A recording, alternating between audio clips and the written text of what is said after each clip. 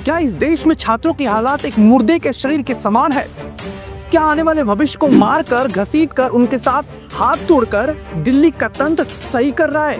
छात्रों की हालात अब आवारा कुत्तों से भी बदतर हो गई है। नमस्कार, मैं हूं शिवम और आप देख रहे हैं सो सीरियस नो सीरियस। और हम आज बात करने वाले हैं छात्र प्रोटेस्ट के बारे में और क्या हो रहा है उनके साथ, क्या बर्बरता की जा रही है दिल्ली पुलिस के द्वारा और दिल्ली का तंत्र उनके साथ क्या व्यवहार कर रहा है, उसके बारे में आज हम बात करेंगे। देखिए, हो सकता है पहली नजर में ये तुलना आपको बेईमानी लगे, लेकिन अगर इंसाफ के दृष्टिकोण से आप देखेंगे, अगर दर्द शिकायत के दृष्टिकोण से आप देखेंगे, तो आप देखेंगे जो सच हम कहने जा रहे हैं वो सच आपके कानों को चुभ सकता है। क्योंकि सच यही है, हम उस देश में रहते हैं जहां पर आवारा कुत्तों को लेकर जब मुद्दा उठता है तब उसकी शिकायत अदालत में पहुंचने से लेकर उसके समाधान तक में सिर्फ 11 दिन का समय लगता है, सिर्फ 11 दिन।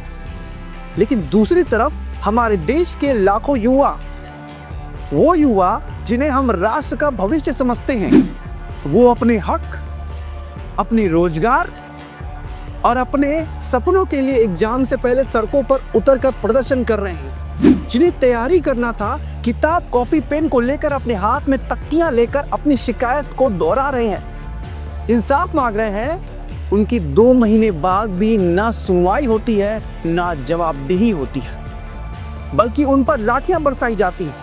लाठियां बरसाई जाती हैं साहब, जिनकी आवाज को सुनना था, उनके प्रोटेस्ट को तोड़ने में सारा जोर लगा दिया जाता है। और इसलिए आज हमारे मन में ये सवाल आ रहा है, क्या इस देश में छात्रों की हैसियत जो है वो सड़क के आवारा कुत्तों से बदतर हो गई है?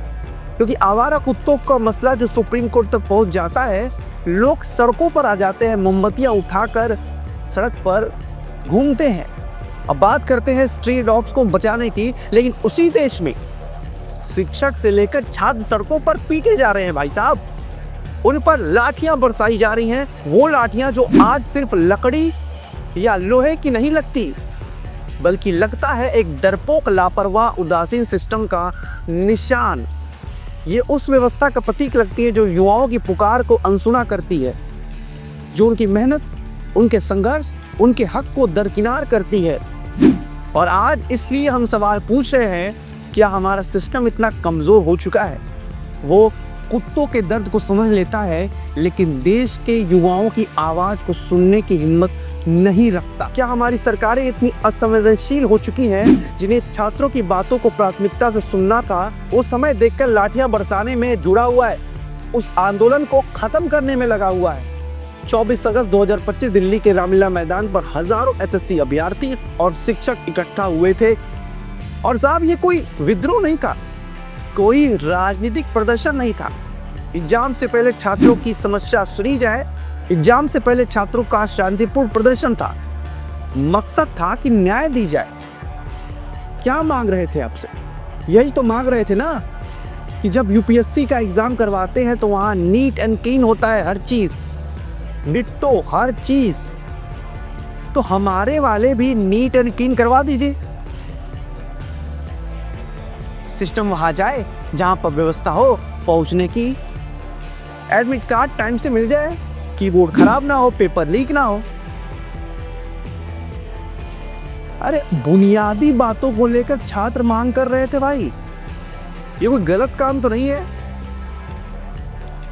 ये शर्म की बात है कि छात्रों और शिक्षकों को इन बातों को लेकर सड़कों पर उतरना पड़ा। कुछ दिन पहले भी उतरे थे, इस बार वही हुआ, दिल्ली पुलिस की बर्बरता सामने आई। 44 यानी कि 44 छात्रों को हिरासत में लिया गया और शिक्षकों को भी हिरासत में लिया गया। आंखों देखा हाल ये बता रहा है कि पुलिस ने प्रदर्शनकारियों को खदेड़ा, उन्हें डराया, कुछ को लाठियों से पीटा, किसी के हाथ टूटे, किसी के पैर टूटे। आनंद विहार के बस स्टैंड पर छात्र जो रात को यूं ही पड़े थे, और सवाल उन तस्वीरों को देखकर हमारे मन में आ ही रहा है, क्या यही वो लोकतंत्र है? क्या वही ये भविष्य है जिन पर हम गुरूर करने वाले थे? क्योंकि एग्जाम से पहले ये छात्र टाइम पास करने तो आए नहीं थे, ये रील बनाने तो आए नहीं थे, ये गरीब मध्यम वर्गीय परिवार के बच्चे हैं भाई साहब, जो जिंदगी कई साल मेहनत, माँ बाप का पैसा तैयारी में झोंक चुके हैं। और आज जब वो सड़क पर उतरकर एग्जाम से पहले ये सवाल पूछते हैं कि भाई साहब बदले में हमें क्या मिला, तो ये समाज के तौर पर हमें आपको सीखना चाहिए और सोचना चाहिए। 24 अगस्त को हजारों छात्र, एसएससी के छात्र, रेलवे के छात्र, शिक्षक और तमाम कॉम्पिटिटिव एग्जाम के छात्र इन मांगों को लेकर उठे थे कि भर्ती की प्रक्रिया में जो गड़बड़ियां हो रही हैं, गड़बड़ियां कौन सी? सर्वर क्रैश होने की, बायोमेट्रिक फेल होने की, गलत सेंटर आवंटन की और पेपर लीक होने की। उनको लेकर आप एश्योरेंस दे दीजिए कि ये नहीं होगा। प्रदर्शन शांतिपूर्ण तरीके से था। पुलिस कह रही है कि हमने लाठीचार्ज नहीं किया, लेकिन तस्वीर दिखाती है भाई साहब और दावा करती है, बताती है भाई साहब पीटा गया है उन बच्चों को, उन स्टूडेंट्स को, उन शिक्षकों को। पुलिस लॉजिक दे रही है कि हमने बच्चों से कहा था कि शाम 5 बजे तक मैदान खाली कर दो। जाहिर सी बात है परमिशन वहां तक की थी, लेकिन उसके बाद हिरासत में ले लिया गया उन्हें। लेकिन सवाल पुलिस और बच्चों में उलझने का नहीं है। सवाल ये है कि जिसने पुलिस को ये कहा कि जाओ उन बच्चों को हिरासत में ले लो, क्या वो इस बात पर जोर लगाने के बजाय कि 5 बजे कांटा लग गया है, उन्हें गिरफ्तार करो, इसके बजाय ये नहीं हो सकता था कि बच्चों की समस्याओं को सॉल्व कर दिया जाए? क्या ये नहीं समझ सकते कि बच्चे ही आगे आने वाले भविष्य हैं, देश को चलाएंगे? और इन बच्चों को इस वक्त एग्जाम की तैयारी करनी चाहिए, पढ़ना चाहिए, सड़क पर प्रदर्शन नहीं करना चाहिए। क्यों कर रहे हैं वो? उन्हें शौक थोड़ी है। और इसलिए बार बार मेरे मन में सवाल आ रहा है, क्या ये हमारे लोकतंत्र की दुर्भाग्यपूर्ण तस्वीर नहीं है जिसमें हमें शर्मिंदा होना चाहिए? सच कहें तो एसएससी जो है एक टूटा हुआ सिस्टम है। लाखों युवाओं के सपनों को लाठियों, भ्रष्टाचार और लापरवाही से कुचलने वाला सिस्टम। एक तरफ यूपीएससी देखिए, यूपीएससी की पारदर्शिता जो है, उसकी अनुशासन, उसकी जवाबदेही, और आज एसएससी के लिए सबक है। एसएससी सीखने को तैयार नहीं है यूपीएससी में, क्योंकि टॉप के अधिकारी निकलते हैं जो सरकार को चलाते हैं। इसलिए जो वहां पर शिकायतें एसएससी में आती हैं, नहीं वहां मिलती।